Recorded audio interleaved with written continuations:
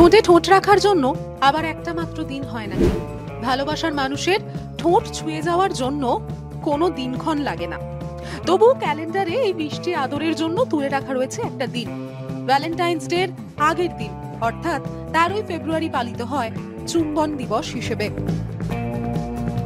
তবে চুমু খেলেই হলো না, চুমুর ক্ষেত্রে সবচেয়ে জরুরি সম্মতি। কনসেন্ট এদিক ওদিক হলেই পবিত্র জিনিসটার সঙ্গেও জড়িয়ে যায় বিতর্ক। সময়ের সঙ্গে শিল্পের বিকাশ হয়েছে, তবে একথা ঠিক যে প্রকাশ্যে চুম্বন নিয়ে পশ্চিমী দেশগুলি যতটা খোলামেলা, ভারত এখনো ততটা নয়। তাই হালফিলের উদিত নারায়ণ থেকে শিল্পা শেট্টি রিচার্ড গেরের চুম্বন নিয়ে উঠেছিল সমালোচনা, বিতর্কের ঝড়। আজ ফিরে দেখা যাক এমনই কিছু বিতর্কিত চুম্বনের মুহূর্ত। উদিতের কিস্সা।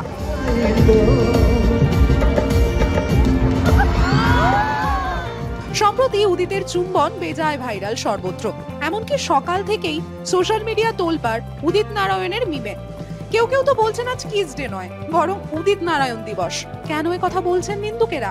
আসলে দিন কয়েক আগেই এক অনুরাগীকে উদিতের চুমু খাওয়ার যে ভিডিও, তা ভাইরাল হয়ে পড়েছিল সোশ্যাল মিডিয়ায়। কনসার্ট চলাকালীন এক মহিলা সেলফি তোলার আবদার নিয়ে মঞ্চের সামনে আসেন।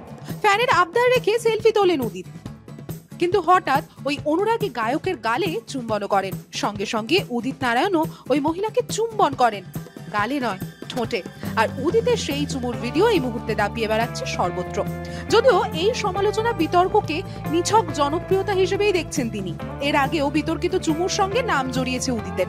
রিয়েলিটি শো এর মঞ্চে আলকা ইয়াগনিক এবং শ্রেয়া ঘোষালকে চুম্বন করেছেন উদিত। এমন ঘটনাও ঘটেছে, এবং অনুমতি না নিয়েই। দুই গায়িকাকে অপ্রস্তুত অবস্থায় দেখা গিয়েছিল। শিল্পা শেট্টি রিচার্ড গেরে কিস কাহিনী। শিল্পা শেট্টি ও রিচার্ড গেরের বিতর্কিত চুম্বনের ঘটনা 2007 সালে ভারতে ব্যাপক বিতর্কের সৃষ্টি করেছিল। ঘটনাটি ঘটে দিল্লিতে একটি এইডস সচেতনতা প্রচারাভিযানের সময়, যেখানে হলিউড অভিনেতা রিচার্ড গেরে এবং বলিউড অভিনেত্রী শিল্পা শেট্টি অংশ নিয়েছিলেন।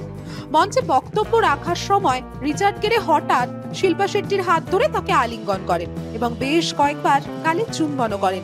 এই দৃশ্য ক্যামেরায় ধরা পড়ার পর তা নিয়ে ভারতে তীব্র প্রতিক্রিয়া দেখা যায়। একাংশের মানুষ তো রেড়ে করে উঠেছিলেন, তাদের বিরুদ্ধে মামলাও দায়ের হয়েছিল একাধিক জায়গায়।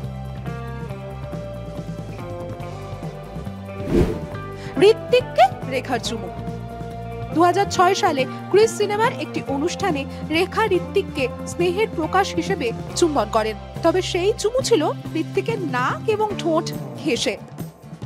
রেখা ঋত্বিককে বরাবরই খুব স্নেহ করেন এবং তাকে নিজের পরিবারের মতো দেখেন, কিন্তু সেই মুহূর্তের ছবি সোশ্যাল মিডিয়ায় ছড়িয়ে পড়লেই তৈরি হয়েছিল বিতর্ক। রাখি মিকা চুম্বন।